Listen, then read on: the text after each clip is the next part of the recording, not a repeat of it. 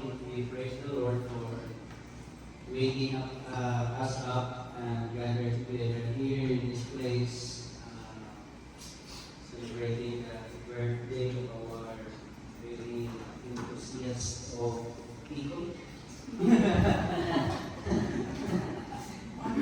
And our co-PSI and our very own friend. So I'm happy, and this is my second time being here. No? And ito yung celebration na to. Birthday ko. Birthday niya po, yung blessing. Blessing. So, it's been a while.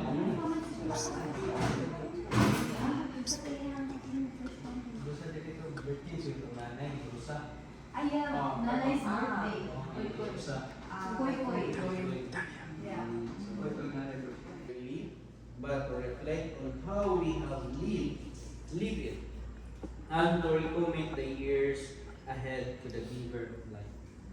So, commit na po ta atong i-renew, marabag renewal. Kanabitaw sa LTO, basta kanang kuwan, mabot ng time na kuwan mo, renew ka no, for another life or another privilege na ihata sa tuwa na makatry ka og vehicle.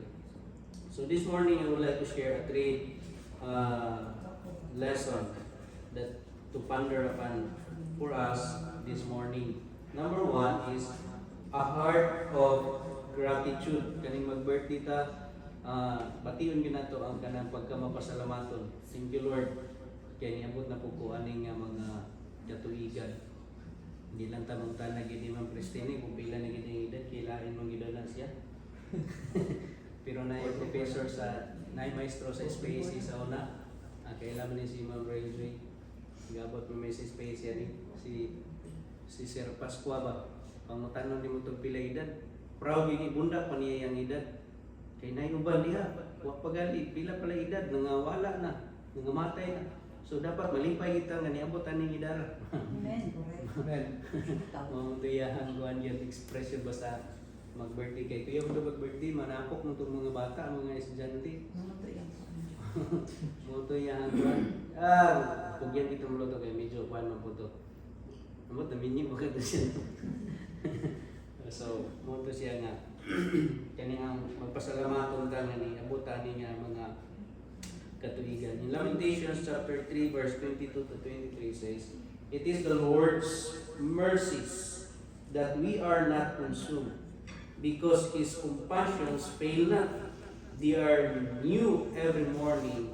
Great is Thy faithfulness." So a birthday is proof of God's unfailing mercy, that He has kept us through another year of storms and sunshine alike. Ellen G. White reminds us that morning, noon, night, and night, gratitude should ascend to heaven like a sweet perfume.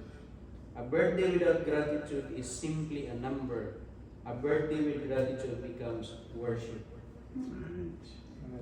Sa una bitaw, itong rangaran yung ginangkahimutan karon no. Dito sa mga sa bukid nga kaniyang basta mag-birthday, kung walay kwarta mamin matong simbahan managkot. Kay pasalamat sa Ginoo. Unya medyo rangaran, luto pansit. Mo man nga sa katarungan sa kadaganan kadungog tala. Tanti may gawas. Mao na to di ba? So pagpasalamat mo gini kanang pagkadlaw bitaw tanganan. Kuan adlaw na to nga natawan, pagpasalamat gini siya. So a birthday without gratitude is simply a number, but a birthday with gratitude becomes a worship. Pagkain siya sa Ginoo. So a heart of gratitude. Second one is faithful stewardship of time. Ephesians chapter 5 verse 15 to 16. "See then that ye walk circumspectly, redeeming the time, because the days are evil." So each new year is not merely time paused and time passed, but time entrusted Ellen G. White teaches that strength, time, and intellect are but lent treasures. So, they belong to God, and we are stewards, not owners.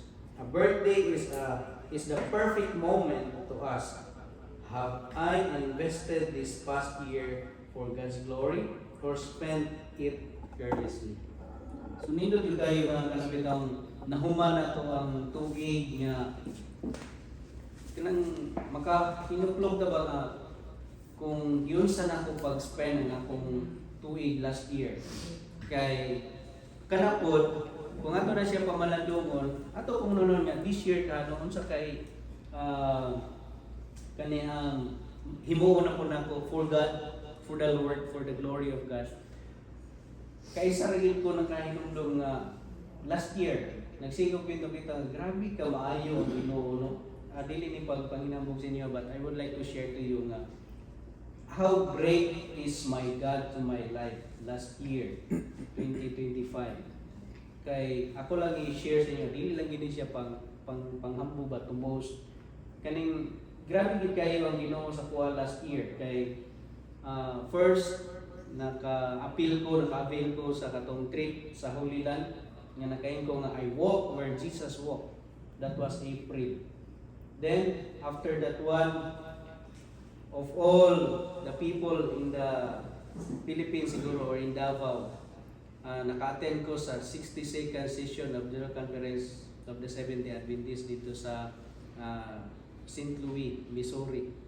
So, pag ako rin siguro basic leader nga nakamil dito nga makain ko nga wow, a test of heaven nga kaniang nabitaw dito tanan nga mga nasod, tanan nga mga kwan kay namin dito kay China na ay representative nga grupo sa Seventh-day Adventist sa ato South Korea ang North. Okay ra. Like, okay ra kaya na kulay. Ito orang Kristi magudkin. Karon mo talay, nabiklay, nabigyan, natabel. O tara niya ko ra. Ipayat, ituyang, itoyting. O tara niya mga angka. O, wala magulong. Pahigpit na. Alay, happy birthday. Nalipay tayo mo nga. Naanak mo diri. Magkita na ba kanunay. Mag-uban na sa simbahan. Together with Papa. And your gift. Unya, ako wish nga, padayon kita sa atong pag-alagad sa Ginoo bisag dagan ang mga trial sa atong life. Kay kung naapatadilingan kalibutan na yung anak ng yun. Kay ako dagan kay kung naigian pero praise the Lord kay naabot kami po ang mga karawakan. So, again, happy birthday and good health.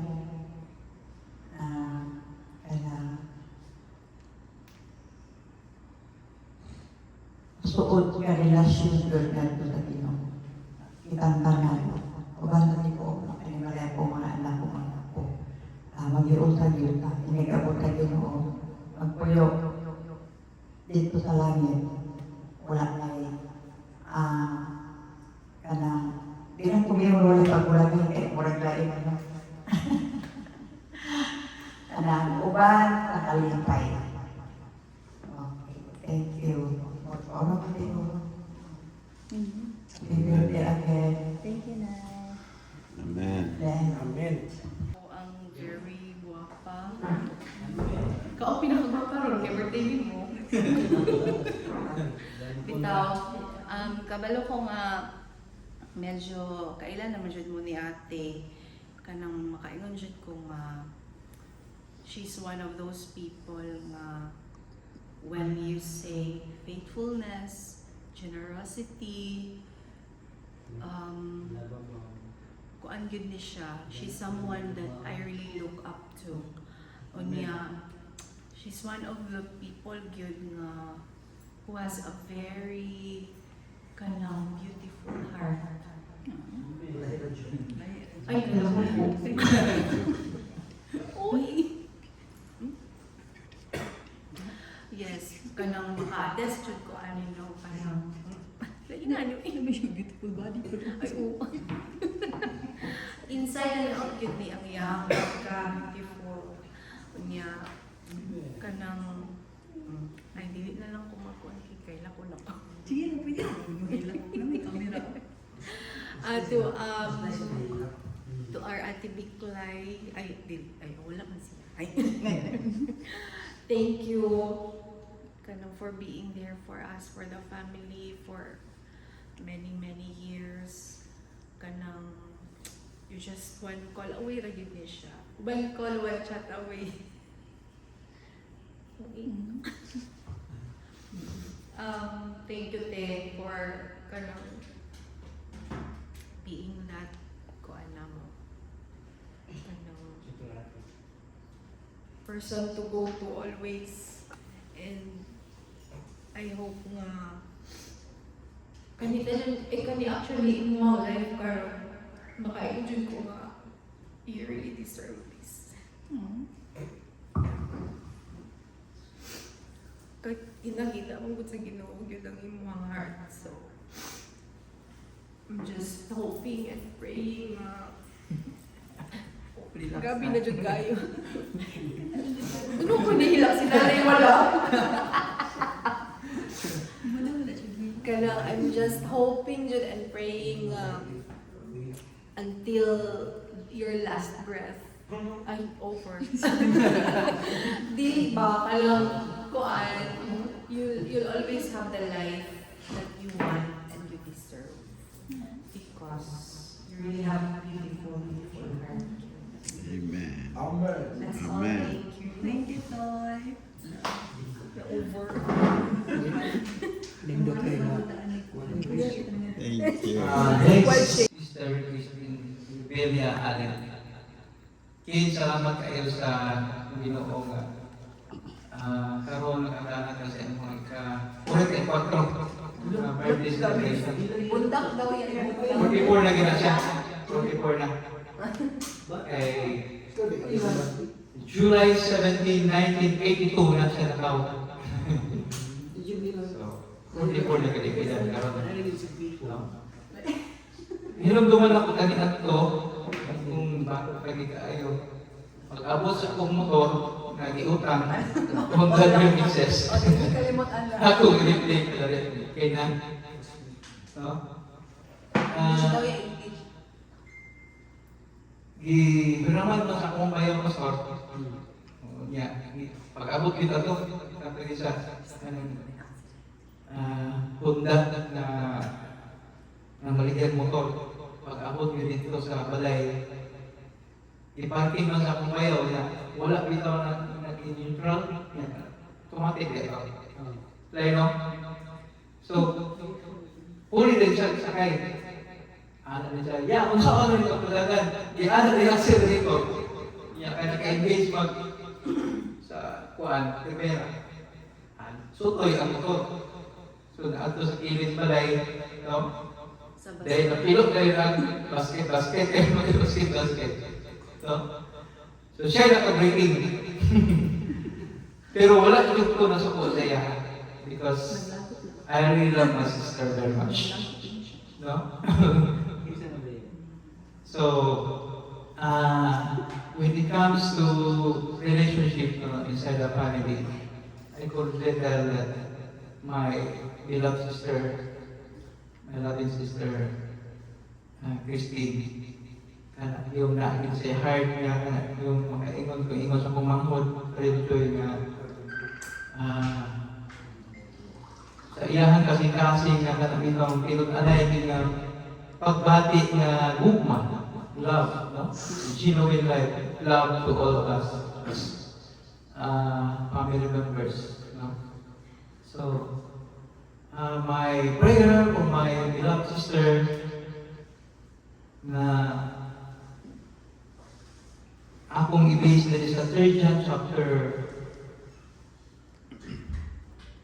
1 verse 3, verse 2, Beloved, I wish above all things that thou mayest prosper and be in health, even as thy soul prosper.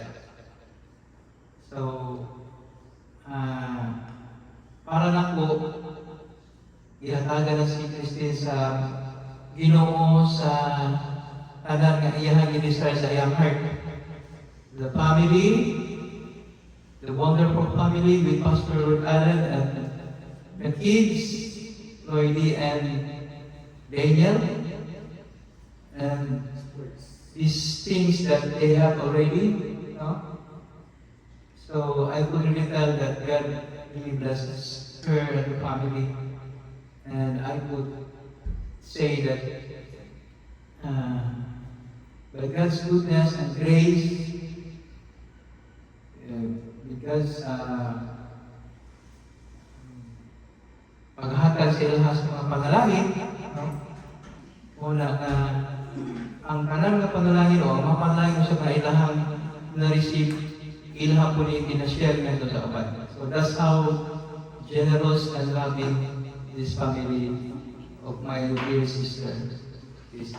So, hindi na ako mausa-usa kanan, but here I'm praying for you, the best of all, no, para sa inyong life and your family members, Pastor Lloyd, Brady, and Daniel.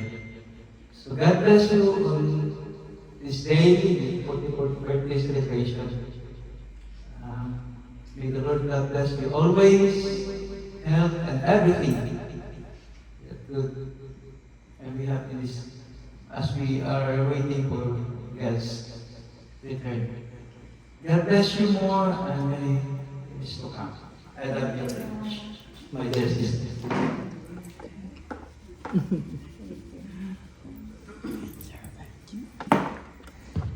Happy birthday, Anthony Clyde. And ang wish din ako yung ating padayon ka sa imong kada sa church and mga tagaan ka sa Ginoo, mga panglawas and more blessings to come and more people voltage. Birthday, Anthony. I love that. Happy birthday, Anthony Clyde.